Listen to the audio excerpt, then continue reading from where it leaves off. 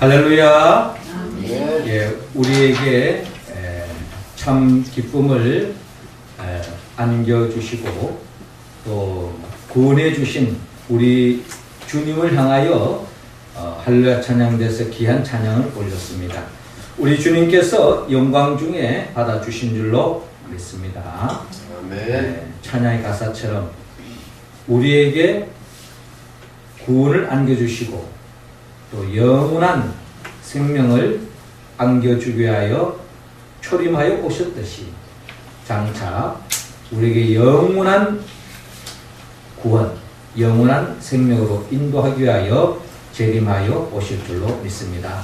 그 주님을 더욱 기다리고 사모하고 의지하여서 오시는 주님으로 인하여서 더 없는 기쁨과 또한 구원을 받는 우리 모두가 되기를 주의 이름으로 축원합니다.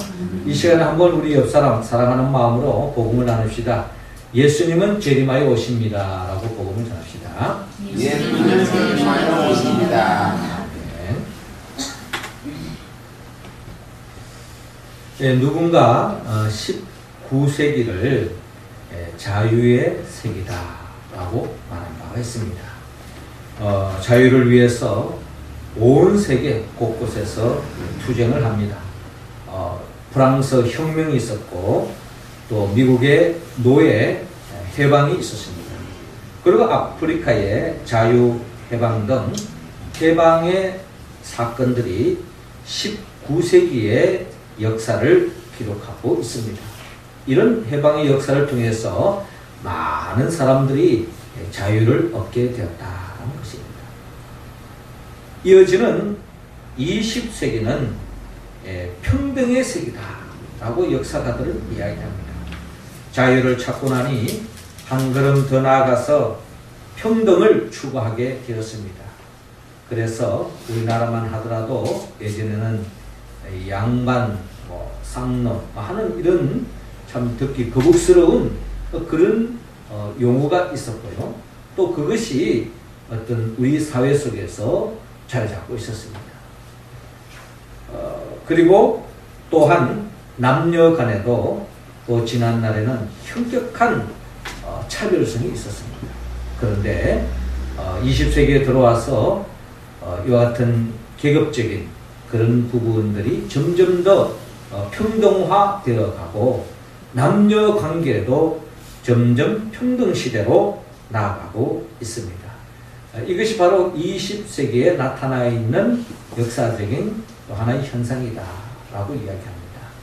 그런가 하면 우리가 지금 살고 있는 이 21세기는 많은 사람들이 행복의 시대다 라고 또한 이야기합니다. 많은 사람들이 행복을 추구하고 있습니다. 개인적으로도 행복을 지향하고 있습니다. 어떻게 하면 더 행복해질까? 어떻게 하는 것이 더 행복한 삶을 사는 것일까? 그것 또한 이 행복은 개인적인 노력도 있어야 되지만 사회 구조적으로 이 사회가 악으로 가득 차 있고 부조리가 차 있고 또 부정부패가 가득 차 있으면 이 사회 속에서 많은 사람들이 참 행복을 누릴 수 없기 때문에 또한 그러한 잘못된 것에 대해서 거절하고 또 행복한 시대를 열어가는 사람들이 많이 있습니다. 그리고 가정적으로도 그 무엇보다 행복을 추구하고 또 이 사회도 행복한 사회가 되기를 다들 꿈꾸고 있고요. 또 우리 교회도 모든 성도들이 행복한 교회, 그것이 바로 가장 성경적이고 하나님이 가장 기뻐하는 아마 교회의 모습일 것입니다. 오늘 우리가 이 사회를 살아가고 있습니다만은 결국 우리 사회는 이 행복에 대한 위협이 항상 자리 잡고 있습니다. 아직도 이 사회는 불평등이 자리 잡고 있고 부조리가 자리 잡고 있고 아직도 불법이 행행하고 있는 시대 속에 우리는 살아가고 있습니다. 또 이 사회가 아무리 좋다 할지라도 또 개인적으로도 육신의 병을 통해서 또 물질의 어려움을 통해서 또 사람과의 관계를 통해서 참된 행복을 누리기에는 아직까지도 요원한 삶의 자리에 있는 것이 우리의 현실입니다. 자, 그런데 성경은 이 사회적인 또 역사적인 그리고 또한 우리가 개인적으로 모두가 함께 행복한 시대가 열리는 때가 있다는 것입니다. 그때가 바로 예수님이 재림하여 올 때. 그때에 이 세상은 진정한 하나님의 주님의 통치하심을 통해서 진정한 행복의 시대가 열린다고 성경은 약속하고 있습니다. 오늘 성경의 본문은 바로 예수님이 재림하여 오실 때에 주님께서 우리 모두에게 더 없는 행복의 삶으로 이끌어 주시는데, 오늘 성경의 본문은 예수님이 초림하여 이 땅에 오셨을 때부터 시작된 그 행복의 시대가 이미 시작됐다는 것입니다. 그래서 오늘 성경의 본문을 통하여 주님이 재림하여 오시면 완전한 이 행복의 시대가 펼쳐지는데, 우리가 주님이 이 세상에 오심을 통해서 시작된 그 행복이 무엇인가를 우리가 한번 헤아려보면서 더욱더 오시는 주님을 갈망하고 기다리고 오시는 주님과 함께 참된 행복으로 나아가는 우리의 모습이 되기를 원합니다.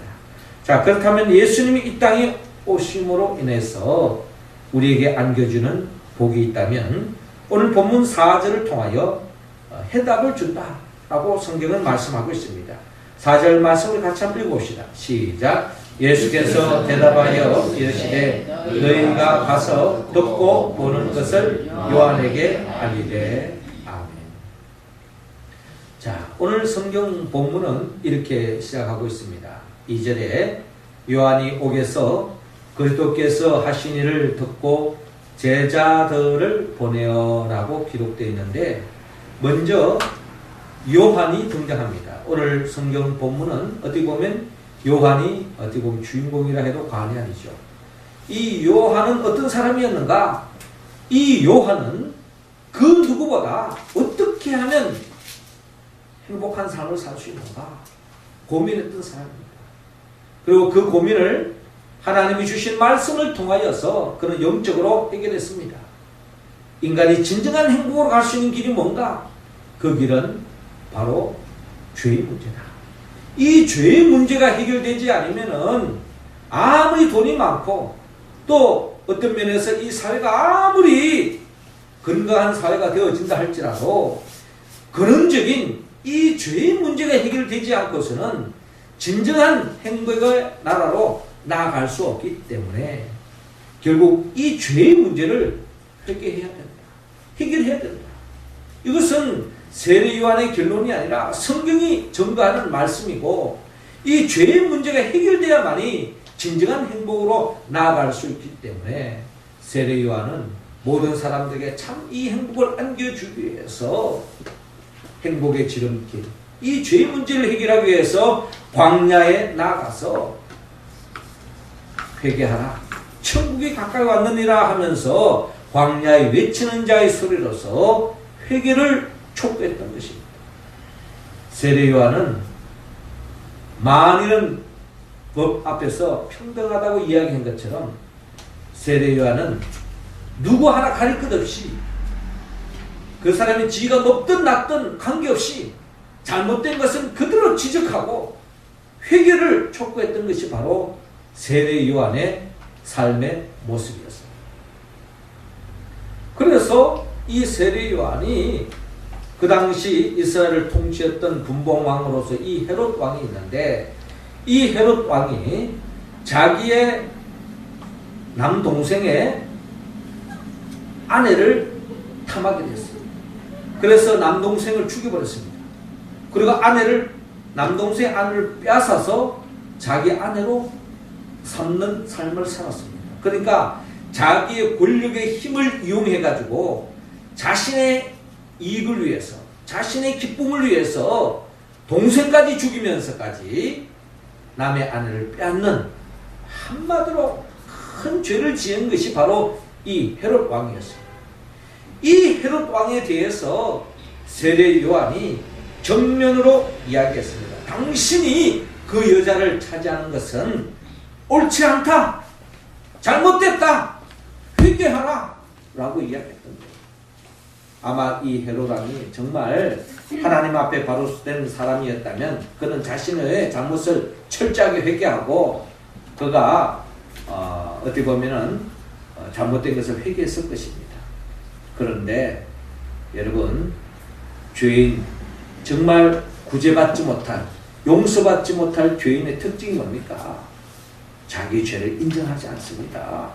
또 자기의 죄를 지적하는 사람에 대해서 곱게 보지 않습니다. 그래서 결국은 이 헤롯 왕이 세례 요한을 감옥에다가 집어넣어 버린 거예요. 한마디로 헤롯 왕의 눈밖에 쓴 겁니다. 그래서 이 세례 요한을 감옥에 집어넣었던 것이었습니다. 그래서 이 요한이 감옥 생활을 하고 있는 겁니다.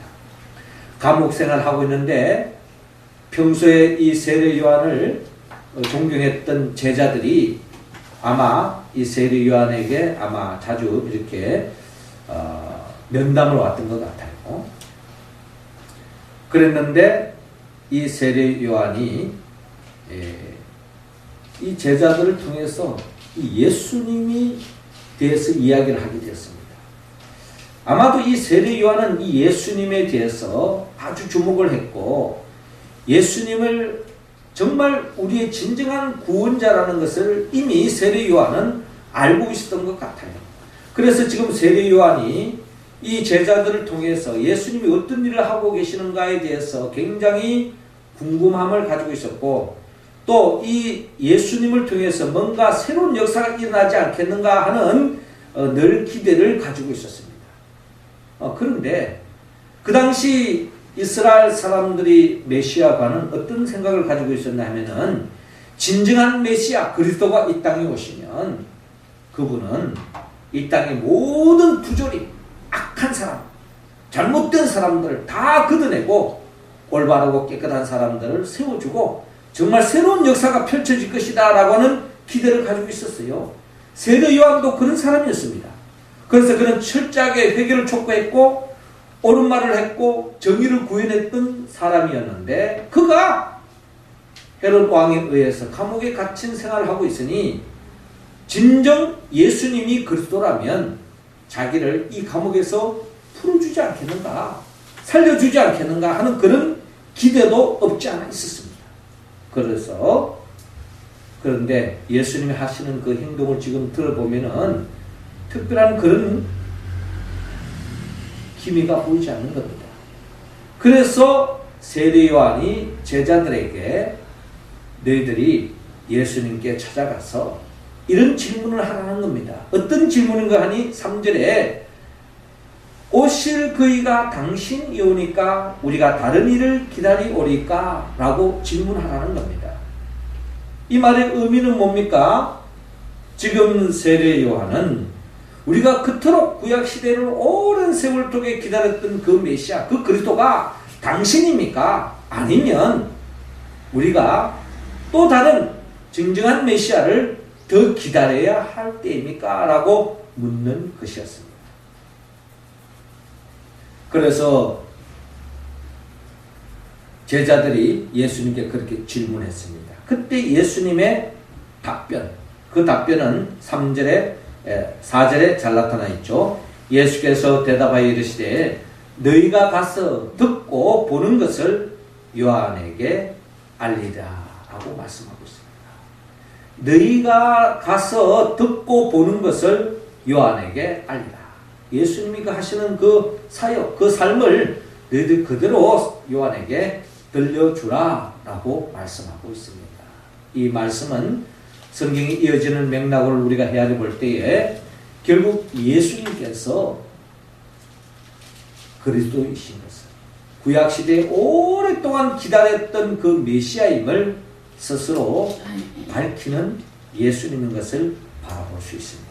그러니까 세례 요한이 그렇게도 궁금했던 그 메시아가 당신입니까? 했을 때에 그 궁금증을 예수님이 풀어줄므로 진정한 모든 문제의 답을 예수님께서 들려주시는 것을 바라볼 수 있습니다. 구약시대에 일찍이 이사야 선지자는 오실 메시아를 이렇게 묘사했습니다. 그분이 오시면 그때 소경이 눈을 밝을 것이며 기머리가 귀가 열릴 것이며 그때 저는 자는 사슴같이 뛸 것이며 벙어리의 혀는 노래하리니 이는 광야에서 물이 솟겠고 사막에서 시내가 흐를 것입니다. 또 주 여호와의 신이 내게 임하셨으니 이는 여호와께서 내게 기름을 부어사 가난한 자에게 아름다운 소식을 전하게 하려 하십니다. 나를 보내사 마음이 상한 자를 고치며 포로된 자에게 자유를 갇힌 자에게 노임을 전파하며 라고 말씀하셨습니다. 그러니까 이 역사 속에 이스라엘 백성이 그렇게도 기다리던 그 그리스도, 그 메시아가 이 땅에 오시면 할만으로 살만나는 세상이 열린다 라는 것을 예고했는데 그 예고된 그 그리스도, 그 메시아가 당신임을 예수님께서 스스로 증거하고 있습니다. 그렇습니다. 우리의 삶은 복잡한 문제로 얽혀져 있습니다. 우리가 살고 있는 이 시대를 우리가 살아가고 있고 많은 매스컴을 통해서 우리가 이런저런 이야기를 듣지만 무엇이 진실인지 무엇이 거짓인지 혼란스러울 때가 한두 가지가 아니에요. 이 사람 이야기 들어보면 이 말이 맞고 저 사람 이야기 말을 들어보면 또 저 사람 말이 맞고 진정한 어디가 진실이고 어디가 거짓인지 알 길이 없습니다. 그래서 우리가 법에다가 질문을 하지만 그 답변 또한 갈리는 것이 우리가 살고 있는 현실이에요. 그래서 무엇이 진실인지 무엇이 거짓인지 혼란한 시대 속에서 우리는 살아가고 있습니다. 그런데 이 역사 속에 진정한 진실과 거짓을 갈릴 수 있는 분은 주님이 재림하여 오실 때에 주님만이 판단할 수 있는 것입니다. 우리는 지난한 역사 속에서 그 당시에는 이것이 진리라고 생각했던 것이 시간이 지나면 그것이 거짓이었구나 라고 판정될 때가 있습니다. 또 그 당시에는 그것이 거짓인 줄 알았는데 지나보니 그것이 진실이었다 라고 답이 나올 때가 있습니다. 그러므로 이 세상에 여러 가지 얽히고 섞이고 있는 마치 엉켜져 있는 이 실타래를 풀 수 있는 그 대답은 오직 예수 그리스도밖에 없다는 것을 성경은 증거하고 있습니다. 사도행전 4장 12절에 다른 이로서는 구원을 받을 수 없나니 천하 사람 중에 구원을 받을 만한 다른 이름을 우리에게 주신 일이 없음이라 하였더라 라고 말씀하고 있습니다. 주님만이 진정한 이 역사의 진실과 거짓을 드러낼 수 있다라는 것입니다. 그러므로 우리는 오시는 그 주님을 더욱더 사모하고 기다려야 합니다.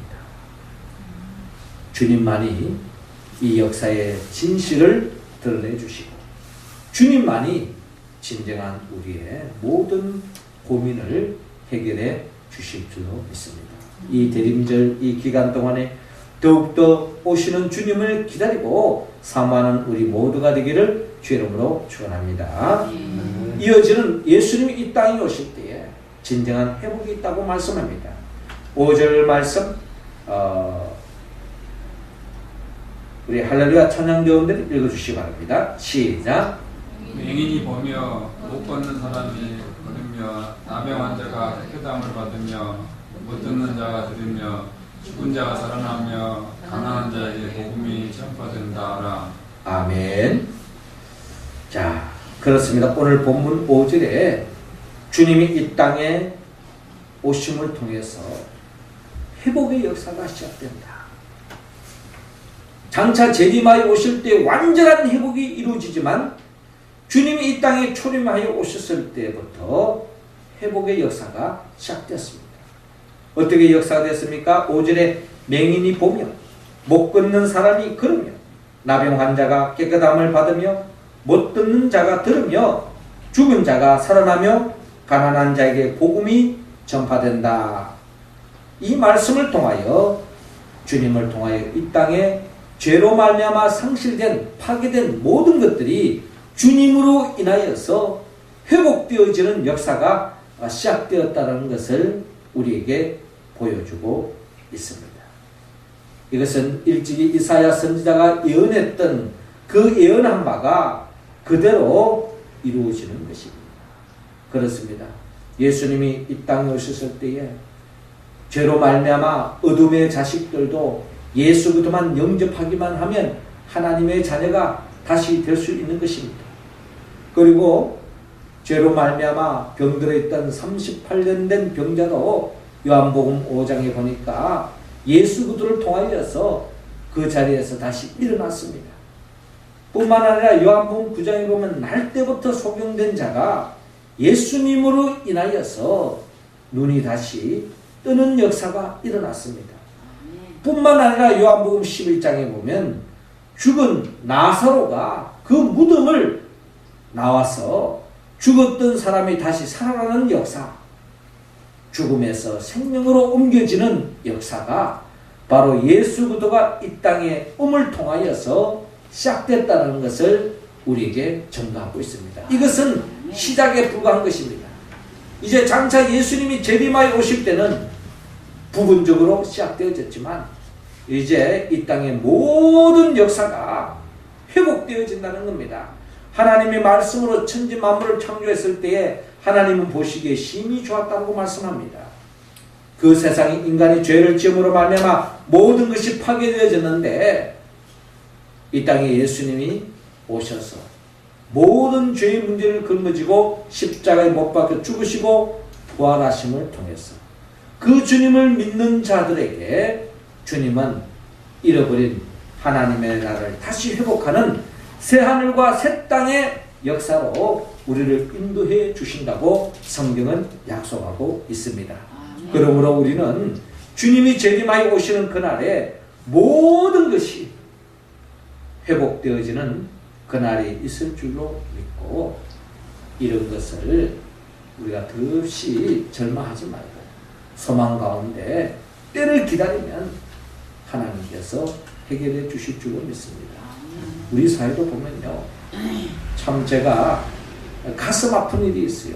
이 세월호 사건 이것이 계속 우리 사회 속에서 등장하는데 참 이것만 생각하면 그냥 모두가 다 그냥 절망할 수밖에 없고 슬퍼할 수밖에 없는 것이 현실입니다.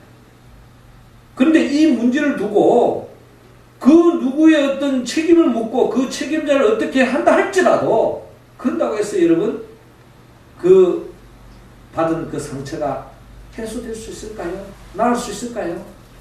그 상처, 이 세상을 살아가면서 있어서 우리가 정말 내 힘으로 할 수 없는 그런 현실 속에서 절망하고 탄식하고 상처받는 그 모든 것들을 만져주시고 치유해주시고 회복해 주실 분은 오직 예수님이 재림하여 오실 때만이 가능한 줄로 여러분 믿으시고 더욱더 주님을 사모하고 더욱더 주님을 사랑하고 주님이 재림하여 오심을 기다려서 온전한 이 역사에 회복의 역사가 펼쳐지는 그날을 꿈꾸는 우리 모두가 되기를 주의로 축원합니다.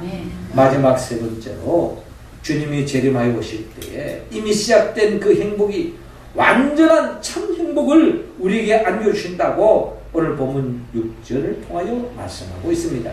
6절 말씀 우리 같이 한번 읽어봅시다. 시작. 누구든지 나로 말미암아 실족하지 아니하는 자는 복이 있도다 하시니라. 아멘.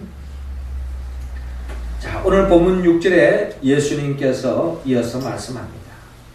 누구든지 나로 말미암아 실족하지 아니하는 자는 복이 있도다 하시니라 라고 말씀하고 있습니다.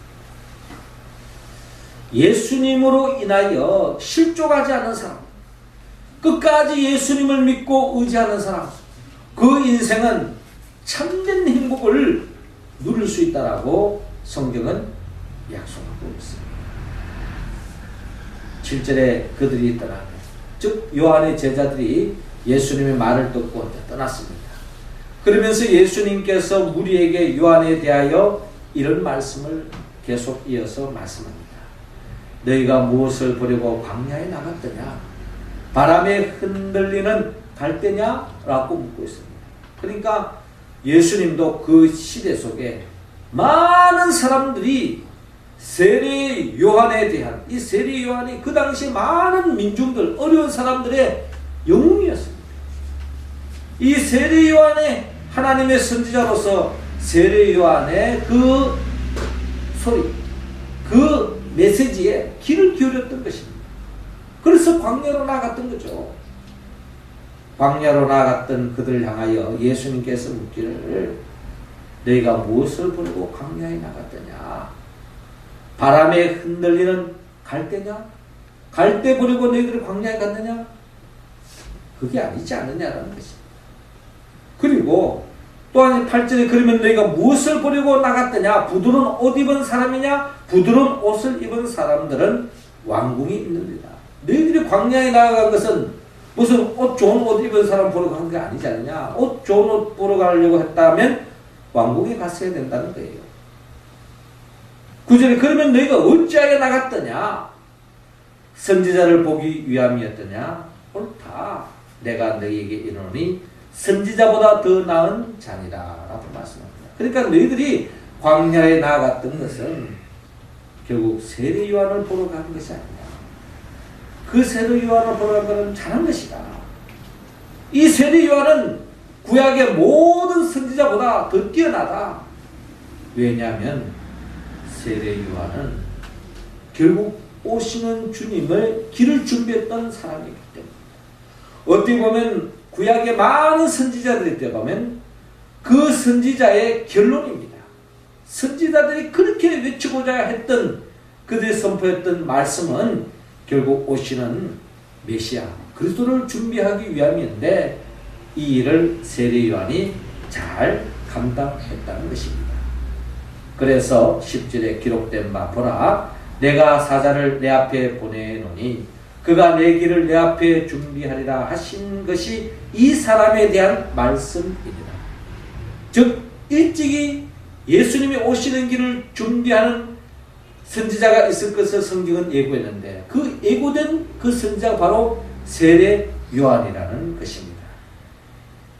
그래서 예수님께서 11절에 이 세례 요한에 대해서 이렇게 평가합니다. 내가 진실로 너희에게 말하노니 여자가 낳은 자 중에 세례 요한보다 큰 이가 일어남이 없도다 라고 말씀하고 있습니다. 한마디로 세례 요한은 선지자 중에 선지자다. 세례 요한은 왜 선지자 중에 선지자였느냐? 오시는 예수님을 준비하고, 어떻게 보면 마지막으로 오시는 주님을 그가 직접 대면했기 때문에 선지자 중에 세례 요한은 최고의 선지자다. 여자가 낳은 자 중에 세례 요한보다 큰 이가 없다라고 칭찬할 정도로 세례 요한을 주님이 높이 평가했던 것입니다. 그런데 이어지는 주님의 말씀은 그러나 천국에서는 극히 작은 자라도 그보다 크니라 라고 말씀하고 있습니다. 천국에서는 극히 작은 자라도 그보다 크니라 하는 이 말씀의 의미는, 세례 요한은 여자가 낳은 자 중에 최고일지는 모르지만 그러나 천국에 가보면 천국 백성들에게 있어서 이 세례 요한은 극히 작은 자에게 불과하다, 이런 말씀을 했는데, 이 말씀의 의미가 뭔가 우리가 한번 생각해 볼 때에, 여러분, 세례 요한은 어떻게 보면은 예수님의 십자가와 부활을 경험하지 못한 사람입니다. 그리고 본다면 구약의 마지막 사람이에요. 구약에 머물러 있는 사람입니다. 그러나 신약의 시대를 살아가는 저와 여러분들에게 비교해 본다면 세례 요한은 우리만큼 못하다 하는 의미로 우리가 해석할 수 있는데, 이 말의 의미는 저와 여러분들은 구약 시대를 대표하는 이 세례 요한과 비교해 봤을 때에 구약 시대에 하나님만 믿었던 그들과 우리의 차이점이 뭐예요? 그들과 우리의 공통점은 죽으면 천국 간다는 겁니다. 그렇죠? 죽으면 천국 가요. 근데 구약 시대에 하나님은 믿었지만 예수님을 믿지 않았던 그들과 우리의 차이점은 뭐냐? 그들은 죽어서는 천국 갈지는 모르지만 이 땅에서 하나님의 나라, 그 오는 천국의 기쁨을 맛보지 못했다는 것입니다. 그러므로 저와 여러분들에게 특권이 있다면, 축복이 있다면 그것은 바로 이미 주님이 이 땅에 오심으로 말미암아 시작된 그 하나님의 나라를 우리가 미리 맛보며 살아가고 있다 하는 것은 우리가 최고의 복을 받은, 세례 요한보다 더 큰 복을 받은 증거다. 구약시대의 그 아브람보다 더 큰 복을 받은 증거라는 것입니다. 우리는 이미 시작된, 예수님이 이 땅에 오심으로 말미암아 시작된 그 하나님의 나라를 우리는 이미 맛보며 누리며 살아가고 있다는 것을 여러분 믿으시기 바랍니다. 예수님이 십자가에 못 박아 죽으시고 부활하심을 통하여서 우리는 이미 그 복을 누리고 있는 것입니다.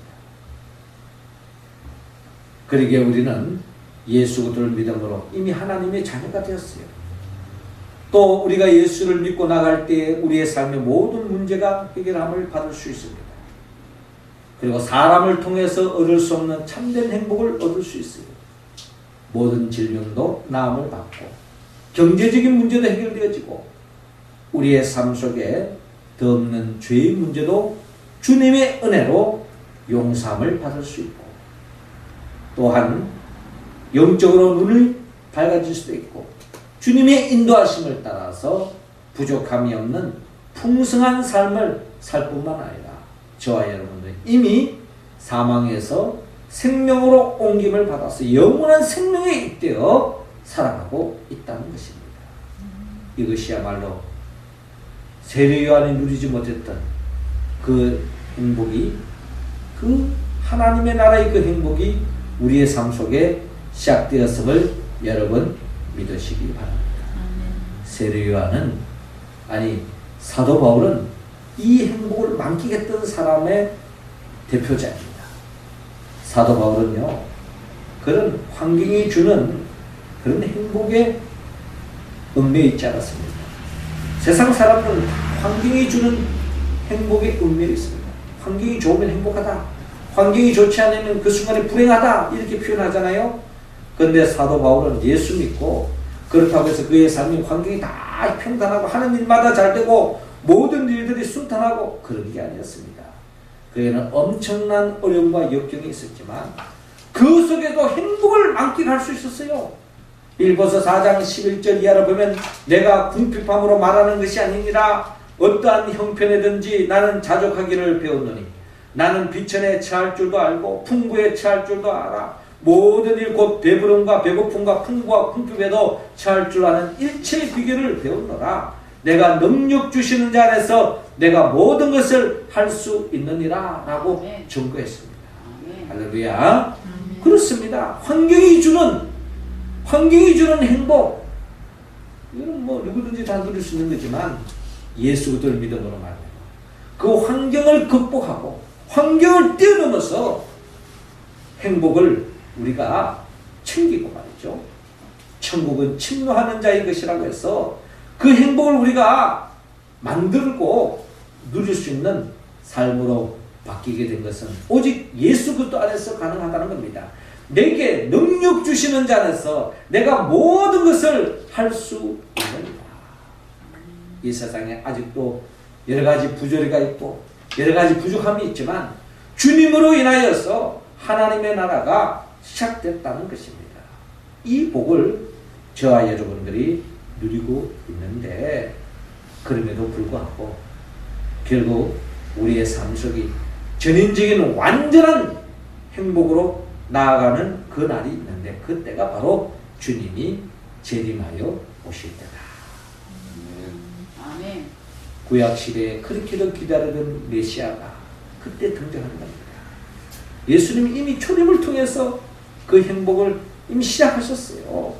그래서 우리는 그 행복을 이미 누리고 있고 주님이 재림하여 오시는 날에 그 행복이 완전히 이루어질 줄로 믿고 오시는 주님을 더욱더 사모하고 기다리는 우리의 모습이 되기를 주의 이름으로 축원합니다.